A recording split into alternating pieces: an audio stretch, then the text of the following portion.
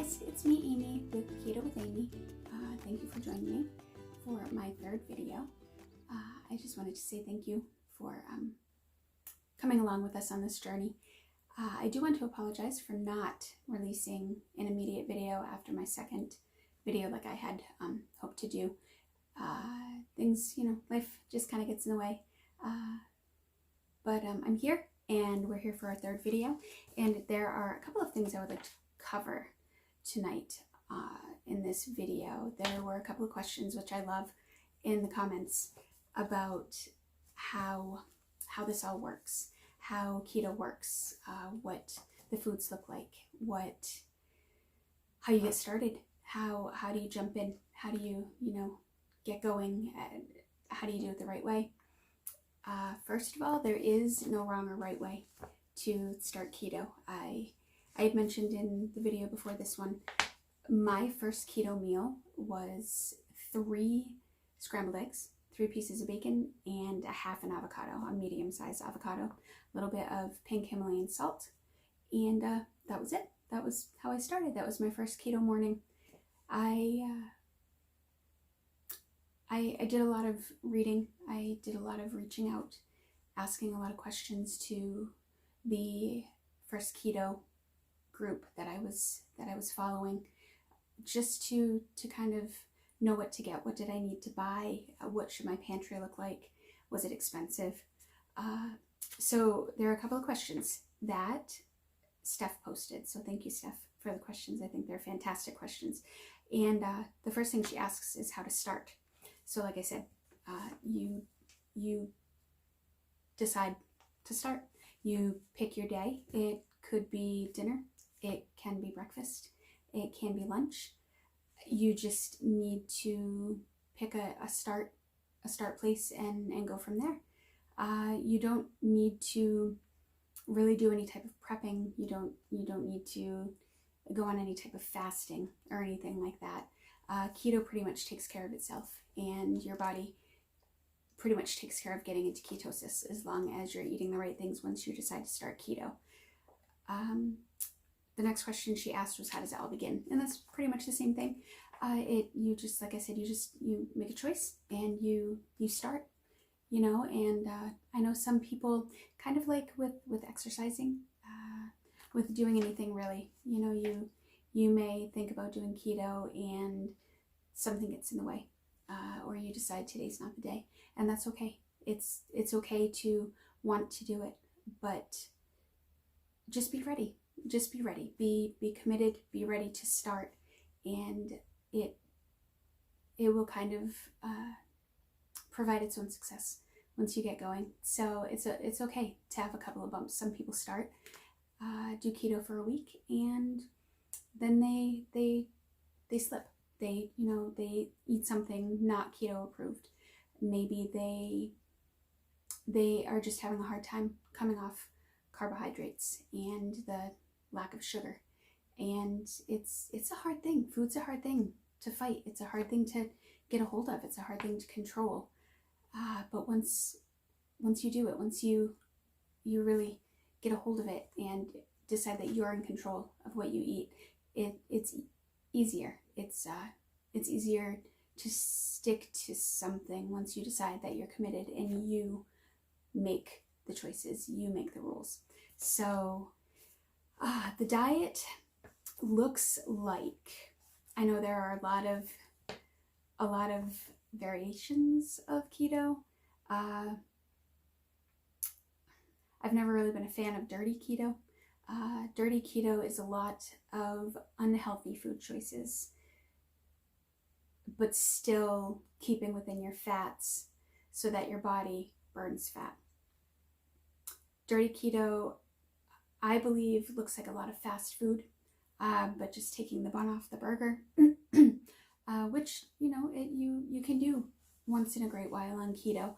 If you're, especially with the holidays coming up, if you are traveling and you're hungry, you need to eat. You sometimes McDonald's and Burger King, they're flashing right there in front of you, and you can do it once in a while, just not all the time. Fast food should not be the staple of a keto diet. It does not mean, keto does not mean that you can just eat all the fatty things, all the bad fatty things. It's not healthy. It's not healthy. You may lose some weight, but inside it's not doing you any favors. The diet essentially looks like meats, typically lean meats. If you have chicken, you can keep the skin on the chicken. It's okay. You know, pork, beef, chicken, fish is definitely a good thing to have.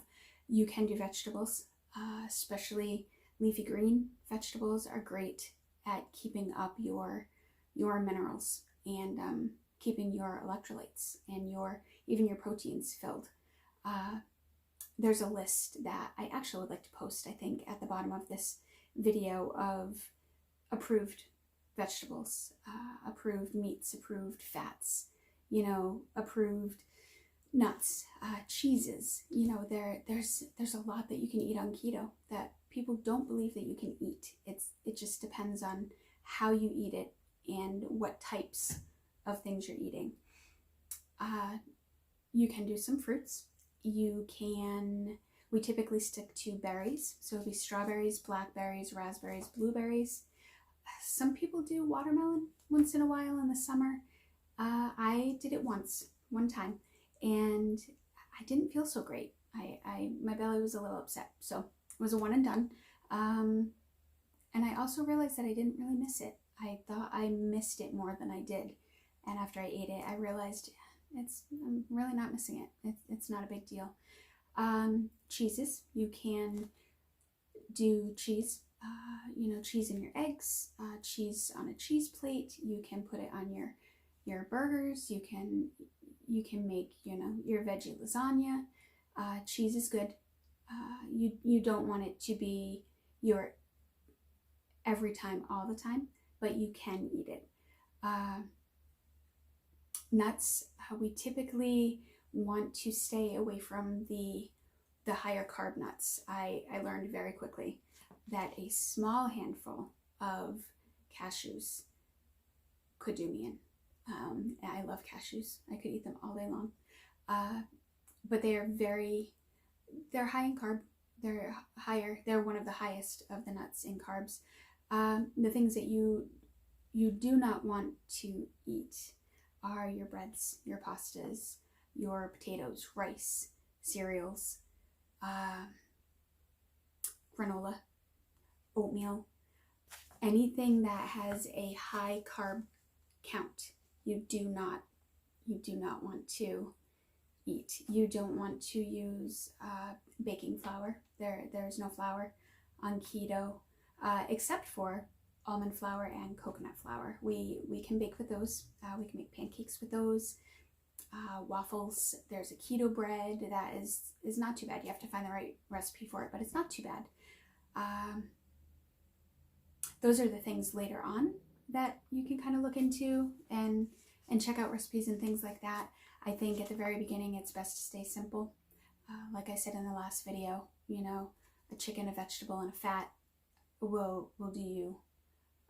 You'll be happy. Your body will be happy. Healthy fats that you want to focus on. Butter. I typically go for Kerrygold butter. It's natural. It's real. I like to think just because I'm Irish that I'm using, you know, butter and Irish butter. But Kerrygold is good to use. You want to you can use an avocado oil, which is fantastic. You can use an extra virgin olive oil, which is fantastic. Coconut oil. You can use, and surprisingly, it's not overly coconutty. I thought using coconut oil, you know, to cook my eggs in, or you know, to cook my chicken in, I thought, I'm not big on coconut. This is going to be gross, and I really couldn't taste it. I would not have known if I didn't know that it was coconut oil. So there are definitely things that you can use to replace other things you may have been using before you went keto. It's pretty cool. My menu really opened up once I started understanding my macros and how things work, and how to calculate my fats and my proteins and my carbs, which actually brings me to the next question that Steph had asked, which is, what is a macro? Lots of people talk about macros, macro this, macro that. Meet your macronutrients, don't go over your macros. Basically, your macros are your fats, your proteins, and your carbohydrates. Those are the three main pieces of keto that you focus on. Some people consider their calories as well. Usually I have found in this entire year and a half that I hit my fats with my calories staying fairly low, staying at about 1200. So you really don't have to calorie count. If you see that your calories are way over, you just know that they're not in a good range. Or if you see that they're way under, 900 calories in a day, you need to eat a little more. You need to figure out how to fit in a little more calorie, nutrient foods. Your calories, they count as a fourth macro, but they're not the main macros that you need to focus on. The way that the macros break down is it's 75% of your diet will be your fats. It needs to be that way. It was very hard for me to really wrap my head around the fact that eating fat, putting fat in, is burning fat out. It is truly how it works. We've been taught for so long that fats are bad. Don't eat fats. Heart disease, high cholesterol, obesity. Those, I believe, are your fast food fats. They're your unhealthy, empty fats. On keto, that's not the fat that you're eating.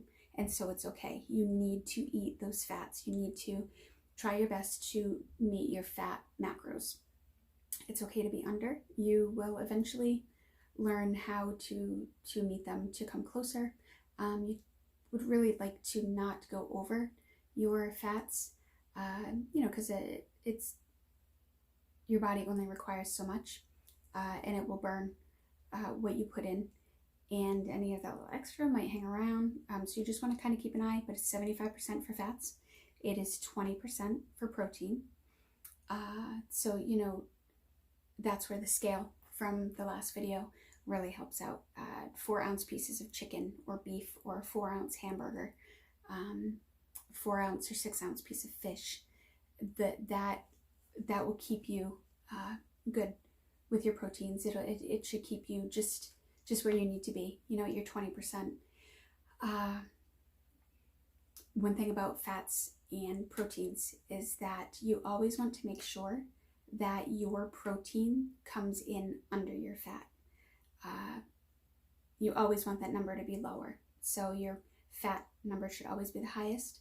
Your protein number should come in as best you can. All the time would be awesome, but as best you can, as often as you can, to keep your protein under your fat. And then the last 5% of your 100% diet is your carbohydrates.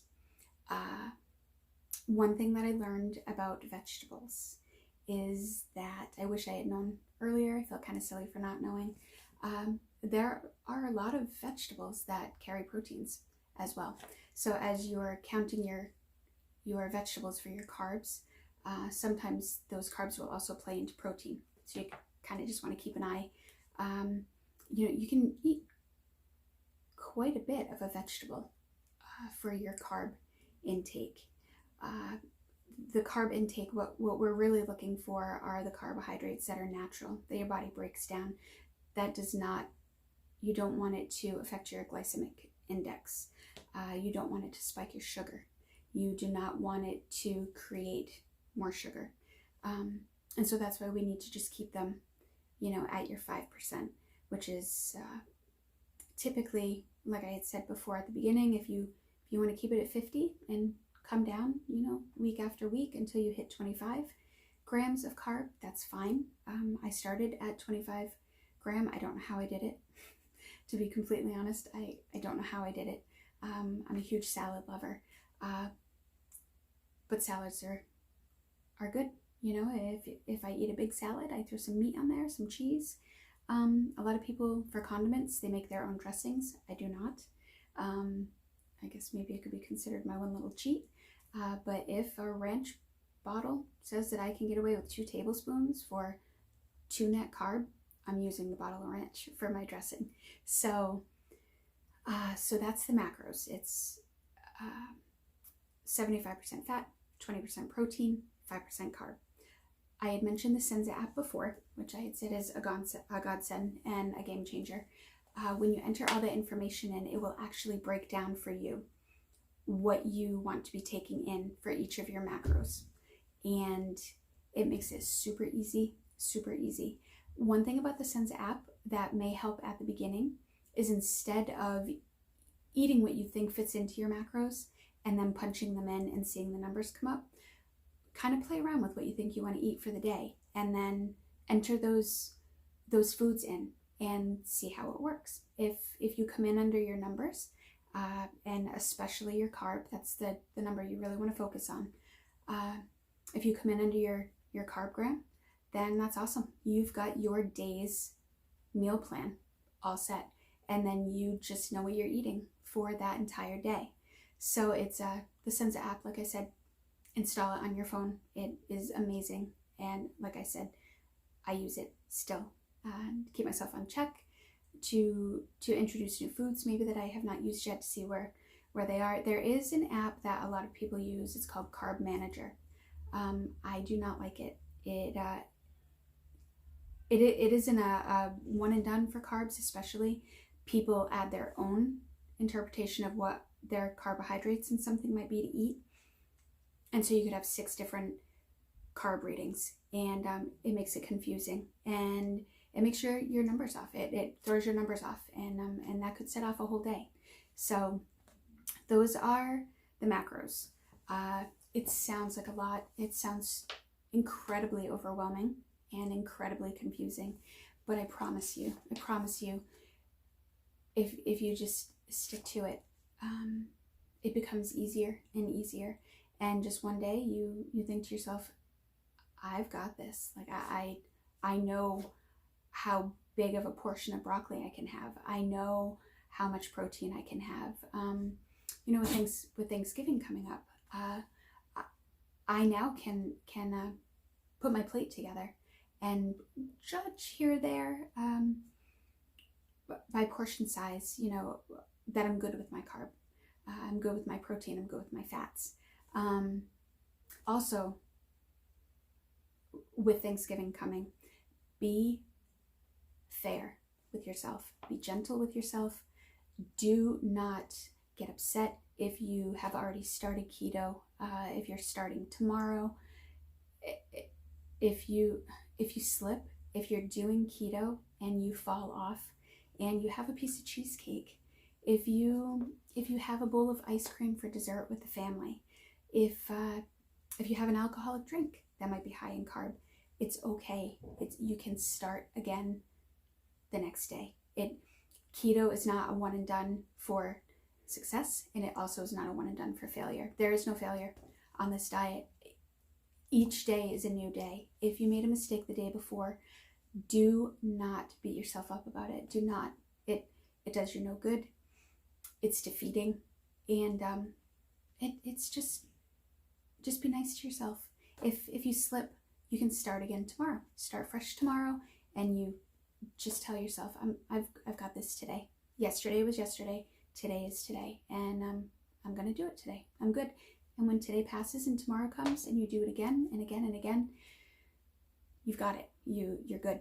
I wanted to just kind of go over. I looked way back into Senza and found my first meals of my first keto day.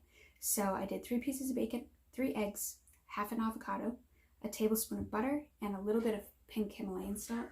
We want the Himalayan salt because it's better for our heart, it's better for our bodies, it's better for our health and overall, our overall health in general. For snack, I had 5 pieces of hard salami, which I'm pretty happy about because I love salami. And I threw a little bit of cream cheese on each piece and just rolled it up. I sliced up green olives and stuck them in there as well, just for a little something extra. And a little bit of salt. I was craving a little bit of salt my first day, so that helped out a lot. And then for dinner, I did 4 ounces of chicken, a cup of broccoli. I cooked the chicken in 1 tablespoon of butter, and I used pink Himalayan salt. The pink Himalayan salt also is going to keep your sodium up in a healthy way. It's a good sodium, and so it'll replenish a lot of the sodium you're going to lose at the beginning. One thing that is very, very, very important, critically important, is your water intake. Whether you're 400 pounds or you're 150 pounds, you need to be drinking daily half your body weight in water. Half your body weight. It is a lot. It's a lot of water. A lot. You and your bathroom will become best friends. It's a lot of water. It's a lot of water. As you lose weight, as your pounds come down, your water intake comes down, but you must always stay at half your body weight. It's just a good rule of thumb. It keeps you dehydrated. It keeps you hydrated. And I mean, we're made of water. We need to stay afloat. So always half your body weight in water, even when you're just maintaining. It's just good to do. I think that's pretty much it for right now. One last thing that I did want to show you is how to figure out your net carb. Keto runs on net carbohydrates. So your net carb is going to be, I grabbed some almond flour here so that I could show you. Your net carb is going to be here on the back on any label. You want to look for your carbohydrates, and right under your carbohydrates is going to be your fiber. You want to subtract your fiber from your total carbohydrate. So if your total carb is 3 grams and your fiber is 2 grams, for a serving of this almond flour will be 1 gram. And that is the gram that you count. You do not count your total carbohydrates. You need to subtract the fiber, and it takes a little getting used to. It's a little confusing. I still sometimes am at the store, kind of looking at a package. A couple of people have commented, "Oh, you're doing that keto diet, aren't you?" And it's like, yeah, I'm a year and a half in, and I'm still trying to figure out my net carbs sometimes. I have noticed on a couple of products, people are starting to, the products geared towards keto, people are starting to figure it out for us. But it's always a good idea to still look at that total carb, subtract the fiber, and know what your net carb is for what you're eating. It's pretty cool to see a higher total carb and then take away the fiber and know you were thinking, oh, I can only eat half a cup of this, or I can only have 2 almond flour pancakes, when in reality, once you subtract that fiber from the carb, you can eat 4 keto pancakes. So it's kind of a game for me sometimes to just kind of think one way and then figure it out and see that it works out a little differently. I can eat a little more. You should never be hungry on keto. There's some mornings I wake up and I'm like, I'm ready to eat. I'm hungry, but I may not have eaten something as heavy the night before. Drinking as much water as you need to drink will definitely help to keep you full. So you won't be hungry on keto. You're gonna feel good. At the very beginning as well, you do not need to worry about, I actually would kind of caution against worrying about working out, about exercising, about going to the gym. Your body is in it a pretty deep healing process. It's going through a huge change nutritionally. It is completely refiguring how to work efficiently. You don't need to worry about working out right away. It's not necessary. Later on, as you start to lose weight and you think to yourself, oh, I might need to tone up a little bit, then that's okay. You know, and even then you be careful with yourself. You know, if you get a little tired when you're walking, you know, walk again tomorrow. You don't need to push it. You don't need to kill yourself to tone. It all will happen. It will happen. First and foremost, you want to heal your body and reteach it how to eat efficiently and how to start feeling good and how to mentally start feeling better. So I guess that's it for right now. I would like to go over some products in the next video that you might want to put into your kitchen that are just helpful to have. Some things just to help you through a craving. I'd like to cover fat bombs, which are amazing. They helped me many, many times when I first started keto, even just getting over that craving of something sweet. So I'll go over that and a couple of things, you know, a couple of recipes that were very yummy. And even my husband and my daughter chose to have a fat bomb over something candy, you know, or something unhealthy. So I think that will be my plan for my next video. If you've stuck with me this whole time, even through the edit, I thank you. I thank you again, Steph, for your questions. I hope I explained it a little better this time. And I will see you guys in the next video. I'm hoping to do this maybe 2 or 3 times a week. I think that would be good, unless anybody ever has a question. I can hop on and answer anything you need. But for right now, I think it'll be 2 or 3 times a week. So I will see you guys in a couple of days. And I thank you so much for being here with me.